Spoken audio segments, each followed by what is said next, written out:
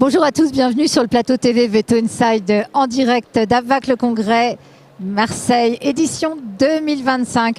On va parler de comment repérer à l'échographie une obstruction des voies biliaires. Et bien, je vous propose d'en parler avec notre consoeur Hélène Kolb du CHV Atlantia. Bonjour Hélène. Bonjour Valérie. Bon Hélène, tout d'abord, est-ce que tu peux nous faire un court rappel, s'il te plaît, sur l'anatomie biliaire? Oui. Alors les voies biliaires, c'est un réseau complexe. Ça ne se limite pas à la vésicule biliaire. La vésicule biliaire est un lieu de stockage de la bile. Et cette vésicule biliaire, elle est en continuité avec le conduit cystique, puis le conduit cholédoque. Le conduit cystique devient conduit cholédoque quand il a déjà réceptionné les premiers conduits biliaires intrahépatiques, ces fameux conduits qui sont dans le foie. À l'échographie, la vésicule biliaire, on la reconnaît très bien, une paroi très fine, hyper échogène, un contenu en général anéchogène, sauf chez le chien qui peut avoir un petit peu de boue biliaire. Et il faut bien surtout reconnaître le conduit cholédoque. Ce conduit cholédoque, il chemine ventralement à la veine porte. Il va aller s'aboucher à la papille duodénale majeure, au niveau du duodénum descendant.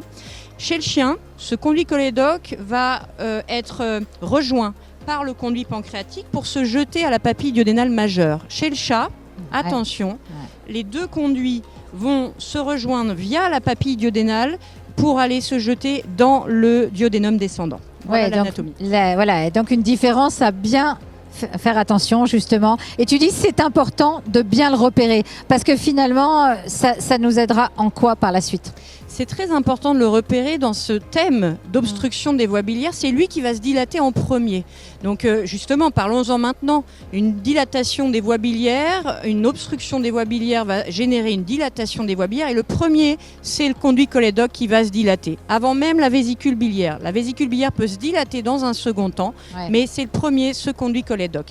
Et en toute fin d'obstruction des voies biliaires, on aura une obstruction des voies biliaires intrahépatiques. À ce moment-là, les conduits biliaires intrahépatiques seront visibles, alors que normalement, physiologiquement, ils ne sont pas visibles dans le foie, ces conduits biliaires.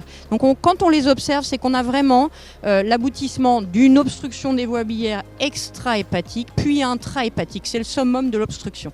Mais alors, ça, c'est le schéma idéal, mais est-ce qu'il y a des pièges sur lesquels on peut être confronté en imagerie? Bah oui, c'est pour ça que je te pose la question, parce que sinon ce serait trop simple. Ce serait trop facile. Et l'échographie n'est pas un exercice facile. Alors les pièges, c'est quoi?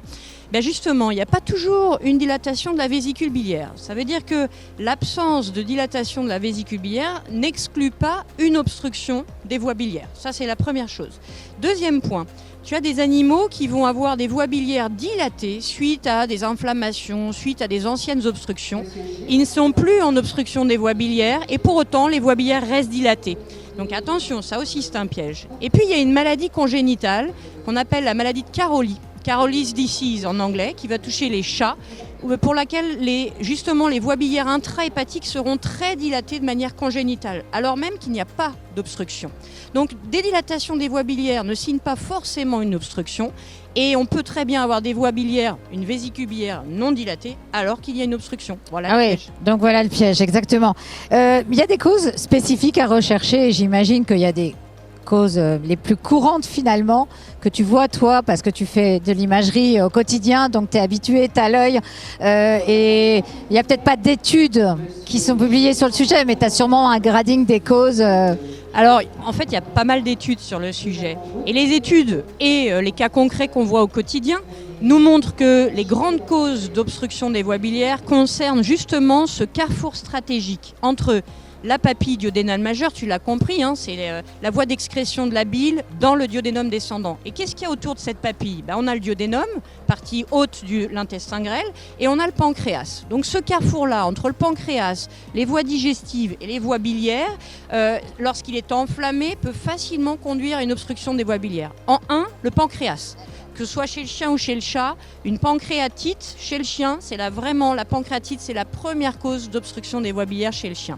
Chez le chat, ce sont les atteintes du pancréas en général, la pancréatite, mais aussi les tumeurs. tumeurs qu'on peut retrouver ou inflammations aussi au niveau du duodénum descendant.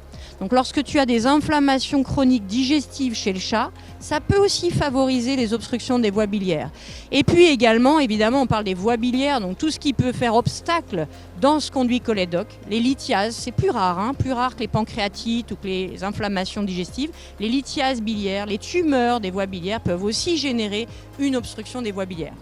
Il y a une prise en charge recommandée dans ces cas-là. Alors j'imagine qu'elle est évidemment spécifique de la cause, mais toi, quelle est ta façon de procéder quand tu as posé justement ce diagnostic par imagerie? Alors tu l'as dit, c'est spécifique de la cause, mais en fait on va traiter la cause et les conséquences. Alors déjà, traitons les conséquences. On parle d'obstruction des voies biliaires. On a des animaux qui sont en général ictériques, qui ont des jaunisses cliniques, avec justement une intoxication par cette bile qui s'accumule. Il va falloir reperméabiliser ces voies biliaires, et là c'est l'intervention des chirurgiens. Ce sont les chirurgiens qui vont aller reperméabiliser ces voies biliaires en mettant un petit tuyau dans le tuyau. Ils vont placer un stent dans le conduit cholédoque. En gros, ils vont faire une petite incision sur le duodénum et aller trouver la papille duodénale majeure pour aller justement la stenter. Passer un petit tuyau dans ce petit orifice qui permet d'aller évacuer la bile qui était vraiment en pression dans ce réseau biliaire. Ça, c'est le traitement de la conséquence. L'animal va déjà aller mieux par l'élimination de cette bile. Et la cause, si c'est une pancréatite, ce sera une gestion médicale. Si c'est une inflammation digestive également. Donc en général, il y a une gestion chirurgicale qui est relativement urgente. C'est d'aller reperméabiliser ces voies biliaires et dans un second temps, traiter médicalement, en général par des soins intensifs. Lorsqu'on parle de pancréatite, pour en être là, ce sont des animaux qui ne sont pas bien, donc des animaux qui vont rester hospitalisés plusieurs jours, avoir des sondes d'alimentation, de l'analgésie, etc. Tout un travail médical pour traiter la cause. Et j'imagine que comme ils sont dans des états quand même assez complexes, ça facilite pas non plus le travail en termes d'imagerie, parce que est-ce que tu dois être amené à les prémédiquer ou pas ? Ou tu n'as pas le choix, c'est compliqué finalement? Alors ça dépend.